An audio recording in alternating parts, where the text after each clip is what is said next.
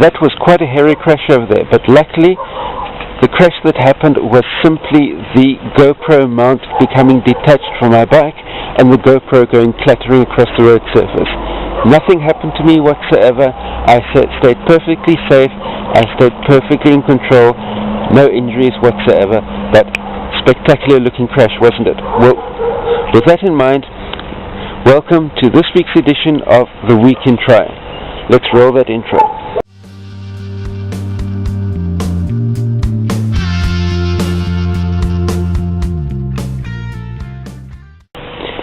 And in this week, in the world of triathlon, the leading story undoubtedly is the fact that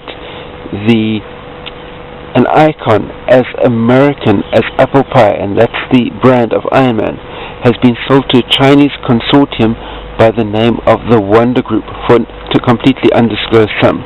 The operating company for Ironman will be the newly formed Wanda Sports Inc, and they'll be based in Zug, Switzerland.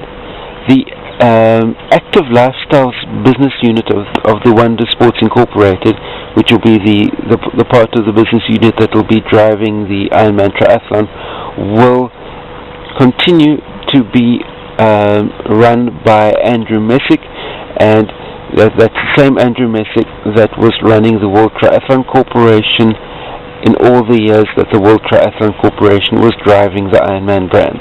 So that's the major new news, and that is that Ironman has now become a Chinese corporation. This week I've got some news for you from the world of XTERRA, and the major news from the world of XTERRA is that on the 1st of December, XTERRA will be opening registration for what they refer to as their at-large slots, which are a limited number of slots which are available to at-large athletes. And what are at-large athletes? At-large athletes are athletes that have not qualified for the World Championship by making podium on one of the World Tour races. So which means that effectively the way at-large works is anybody with cash to spare on the 1st of December can put down the cash and buy their slot to the XTERRA World Championships. Go figure. A Triathlon World Championship, which has a qualification criteria by podiuming on various races around the globe, has a number of slots available that if you've got the cash available on the 1st of December of the year preceding, you can put the cash down and you can buy your slot. Go figure. News from the ITU world. Well, there's only one item of news that the ITU have published during the course of this past week, and that is the fact that in Panama there's been a level 1 coaching conference, should I say, that has taken place. So that's the only thing that's really happening of a newsworthy nature from the ITU front, is Panama has had a level 1 coaching conference. Whether the main players as far as international coaching have had a spot in the conference, the likes of the Doc Brett Sutton, etc., will remain to be seen. But anyway, coaching conference, level 1, whatever that means, in Panama. On the results front, you may recall that I mentioned last week that the only modality of triathlon that was having an international level event over the course of the past weekend was the ITU, and they had a Junior Cup sprint distance event in La Paz, Bolivia. Now, for those of you that don't know, La Paz is at an altitude of 3,800 meters, and forgive my conversions, but 3,800 meters I think converts to somewhere in the ballpark of 12,000 feet. I may be wrong, but sort of like 11,000, 12,000 feet or so. But it's substantial altitude, and this sprint distance junior event was happening there. And through the process of having a sprint distance event in La Paz, Bolivia, what the juniors got to learn really clearly is that when you're racing at altitude, superior blood volume, superior hematocrit levels will obviously carry the day. And with ITU having the rule within their bike course that if you get lapped on the bike course, you're out of the race.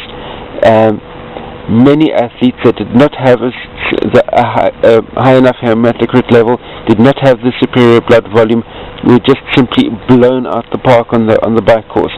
In the women's race, for instance, there were 15 starters and only 8 managed to finish. And we're talking a sprint distance triathlon. Only 8 out of 15 finished the sprint distance triathlon. On the men's side, you had 24 starters and only 11 made it to the finish line of a sprint distance race. But be that as it may, the women's winner was Isabel Barrezueta of Ecuador, and the men's winner was Gabriel Bravo, also of Ecuador. But the main lesson there for the juniors racing in La Paz was superior blood level, superior blood volume, superior hematocrit will carry the day at altitude. Next weekend in the ITU there will be a Sprint Triathlon Asian Cup that will be happening in Pariaman, Western Sumatra, and that's in Indonesia. News out of the Challenge family headquarters is that the venue for Challenge Thailand 2016 has changed, and that there's a new challenge event on the 2016 calendar, and that is in Samorin, and Samorin is in Slovakia. So those are the two items of news that have come out of the Challenge family headquarters during the course of the past week. And on the results and events front, there are no results to report on because there were no Challenge family events that took place last weekend. But looking ahead to this coming weekend, you've got a half challenge taking place in Phuket, Thailand, and you've got another half challenge taking place in Florianopolis, and that's in Brazil.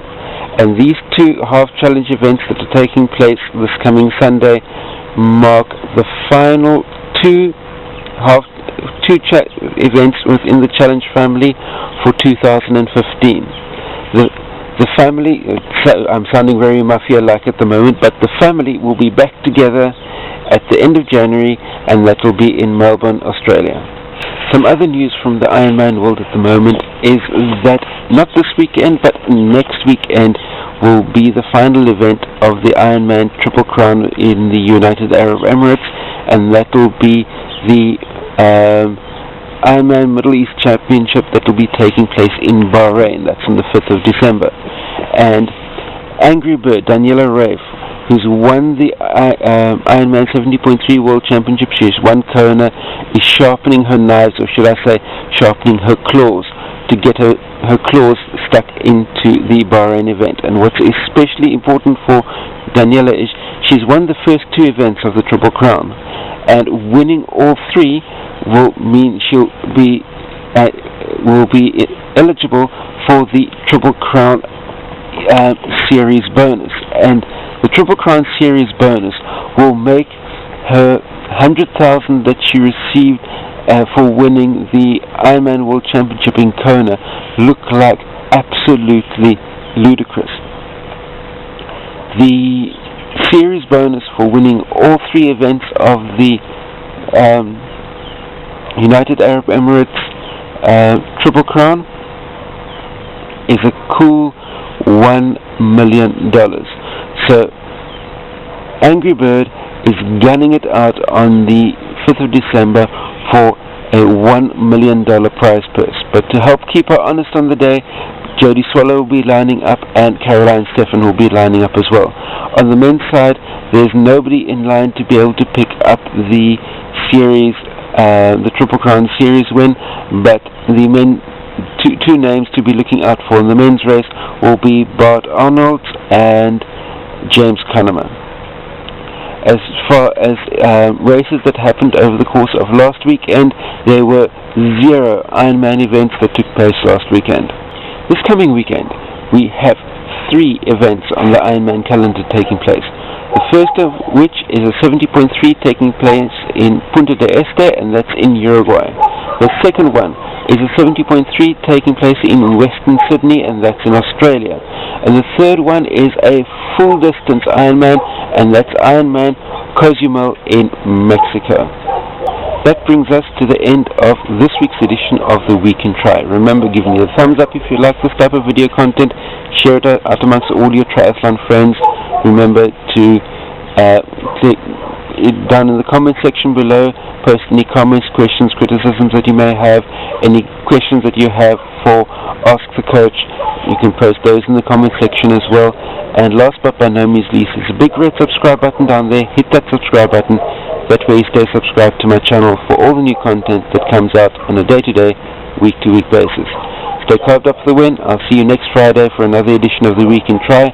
And until then, every day there will be an athlete question answered in the same channel. Until then, stay carved up for the win. Cheers.